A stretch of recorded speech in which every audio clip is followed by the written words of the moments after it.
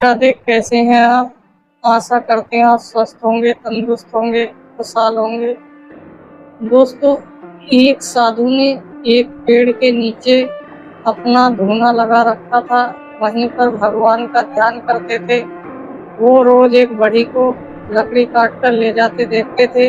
एक दिन उन्होंने बढ़ई से कहा, सुन भाई, दिन भर तो लकड़ी काटता है, 2 वक्त की रोटी भी नहीं जुटा पाता, तू जरा आगे क्यों नहीं जाता? वहाँ आगे चंदन का जंगल है, एक दिन काट लेगा, 7 दिन खाने के लिए काफी हो जाएगा।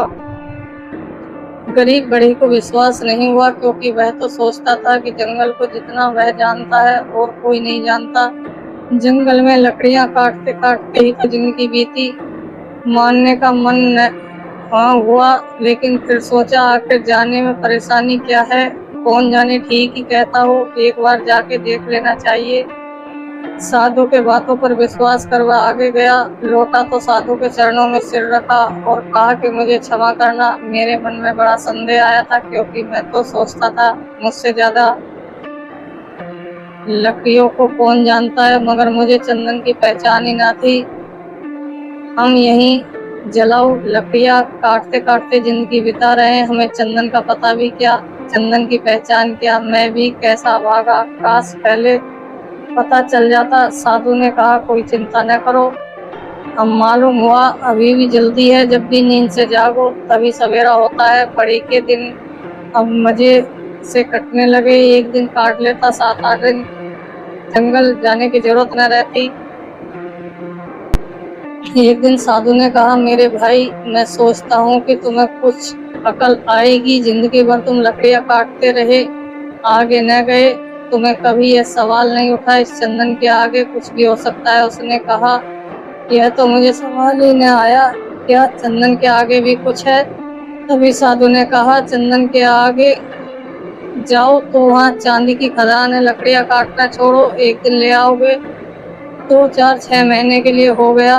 अब तो साधु पर भरोसा करने लगा था और बिना कोई संदेह के चांदी के खदान में चला गया। चांदी पर हाथ लग गए तो कहना ही क्या, चांदी ही चांदी। 4-6 महीने नाराज हो जाता है, एक दिन जाता फिर नाराज हो जाता। साधु ने उसे फिर एक दिन कहा कि तुम कभी जागोगे कि नहीं, मुझे भी तुम्हें जगाना पड़ेगा, आगे सोने की खदान है मूर्ख। तुझे खुद अपनी तरफ से सवाल जिज्ञासा कुछ नहीं उठती कि जरा और आगे देख लूं। अब 6 महीने मस्त पड़ा रहता है, घर में कुछ काम भी नहीं है, फुर्सत की फुर्सत, जरा जंगल में आगे जाकर देखूं, यह ख्याल मन में नहीं आया। उसने कहा कि मैं कभी मंदभागी, मुझे यह ख्याल न आया, मैं तो समझा चांदी बस आखिरी बात हो गई, अब और क्या होगा। गरीब ने सोना तो कभी नहीं देखा न सुना था। साधु ने कहा, थोड़ा और आगे सोने की खदान है, फिर और आगे हीरो की खदान है।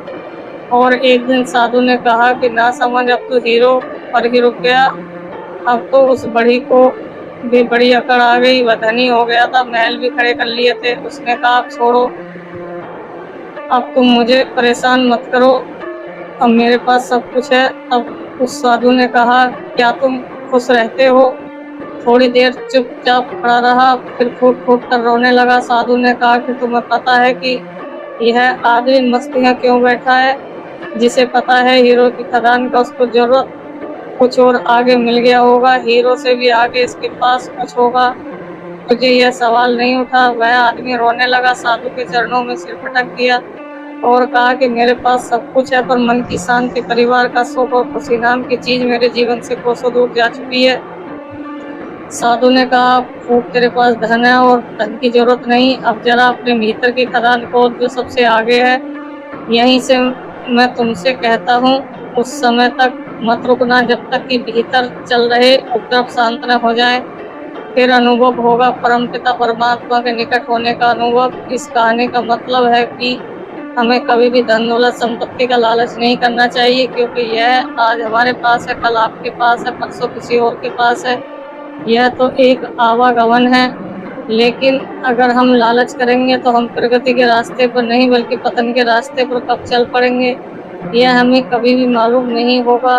इसलिए हमें कभी भी मोह माया वासना को अपने ऊपर हावी नहीं होने देना चाहिए। एक सन्नाटा, एक शून्य, और उस शून्य में जलता बोध का दिया, यही परम सत्य है। यही परम दशा है, वही परम समाधि है।